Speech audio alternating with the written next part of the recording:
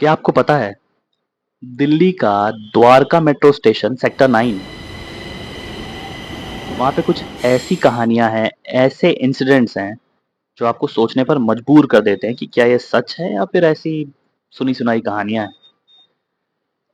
बात ऐसी है कि लोग कहते हैं कि 10 बजे के बाद अगर आप उस मेट्रो स्टेशन के पास एक पीपल का पेड़ है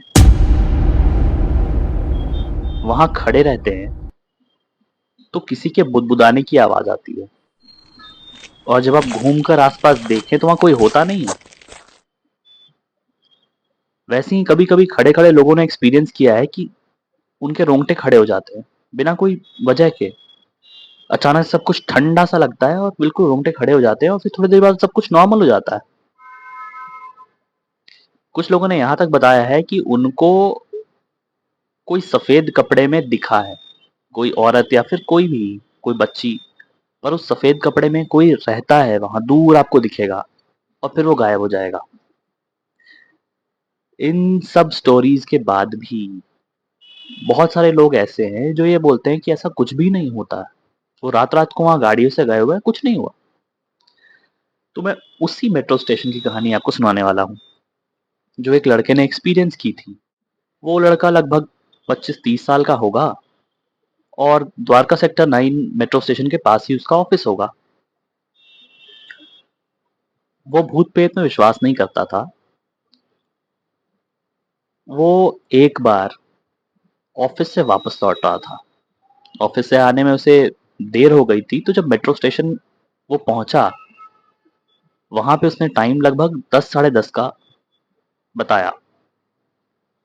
अब हुआ ये कि वो लड़का वहां पे खड़ा था, गाड़ी का वेट कर रहा था कि कोई ऑटो या कैब वहां से क्रॉस हो तो वो लेकर घर आ जाए। बस एक दो लोग स्टेशन से नीचे थे और वो भी जल्दी जल्दी घर जा रहे थे। कारण आपको मैंने बता दिया।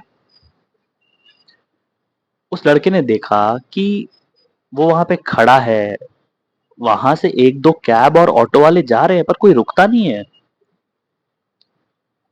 वो थोड़ी देर वहां खड़ा रहा। खड़ा होकर जब वो देख रहा था तो अचानक से उसे ऐसा फील हुआ जैसे सब कुछ ठंडा पड़ गया। वो बिल्कुल हाथ पैर उसके ठंडे हो गए और रोंगटे खड़े हो गए। उसने इधर उधर देखा कि ऐसा तो कुछ है नहीं, न ठंड का मौसम है। वो वहां से धीरे धीरे आगे बढ़ने लगा। चलता हुआ जब 100-200 मीटर आगे बढ़ा होगा तो उसने देखा कि एक ऑटो वाला आ रहा है। उसने हाथ देकर रोका कि भाई रुक जा। ऑटो वाला रुक गया। उस लड़के ने ऑटो में बैठते हुए बोला कि मुझे यहाँ यहाँ छोड़ देना। ऑटो वाले ने बस एक ही सवाल उससे पूछा अचानक से कि तुम द्वारका सेक्टर 9 के पास से आ रहे हो क्या? उस लड़के ने बोला हाँ। ऑटो वाले ने तुरंत बोला कि मेरे ऑटो से बाहर उतरो, मैं नहीं जाऊंगा। उसको उतार दिया। ना कुछ रीजन बताया, ना कुछ आगे का कुछ पूछा ही, सीधे बोला कि वहां से आ रहे हो, मैं नहीं जाऊंगा। उस लड़के को बात समझ में आई नहीं। वो उतर गया वापस और वापस से आगे बढ़ने लगा किसी दूसरे ऑटो या कैब वाले की तलाश में। आगे बढ़ते बढ़ते उसने देखा कि लगभग आधा किलोमीटर 1 किलोमीटर गया होगा, एक और ऑटो वाला आ रहा है। उसने उसको भी रोका।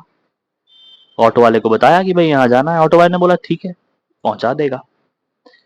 ऑटो वाले ने उसे घर ड्रॉप कर दिया। अब उस लड़के को ये बात पता नहीं थी, वो ठंड लगी उसे वहां जब वो खड़ा था, वो क्यों हुआ। ये जब घर का दरवाजा खोलकर अंदर आ रहा था, वो घर में अकेला रहता था वैसे, तो उसे एक अजीब सी परफ्यूम की खुशबू आई। ऐसी परफ्यूम जो कभी लगाता नहीं था। एक अजीब सी खुशबू थी, खुशबू बढ़िया थी, पर उसने कभी यूज नहीं किया। अंदर घुस के उसने दरवाजा लॉक किया। उसने सोचा कि ठीक है, कोई बात नहीं, वो ड्रेस चेंज करेगा, हो जाएगा नॉर्मल। वो नहाने को गया। उसने कपड़े हटाए, नहाकर वापस जब आया उसने ऑब्जर्व किया कि अब वो खुशबू उसके बेडरूम में आ रही है, जबकि उसने कपड़े वहीं खोल दिए। वो खुशबू उसके बेडरूम में आ रही है। वो नहा चुका है फिर भी वो खुशबू उसके बेडरूम में आ रही है। ये सोच-सोच कर उसके दिमाग में सारी रात बात चलते रही कि कहीं ये बात सच तो नहीं है कि मैं रात को वहाँ मेट्रो स्टेशन के पास पीपल के पास खड़ा था, उस ऑटो वाले ने मुझे उतार दिया बस खाली इतना ही पूछकर कि तुम द्वारका सेक्टर 9 से तो नहीं आ रहे? उसे एक तो नींद आ ही नहीं रही और जब आई भी तब तक सुबह हो चुका था। उसके घर में काम वाली आती थी। उसने सुबह 9-10 के करीब जब बेल बजाया होगा तब तक उसको फीवर हो चुका था, बहुत हाई फीवर उस लड़के को। वो लड़का बेड से उठकर जैसे तैसे आया और दरवाजा खोला। वो काम वाली अंदर आई और उसने पूछा कि क्या हो गया, तबीयत खराब लग रही है आपकी। उस लड़के ने बोला कि हाँ तबीयत खराब है, रात से ही तबीयत थोड़ी अ, बिगड़ गई, तुम काम करो।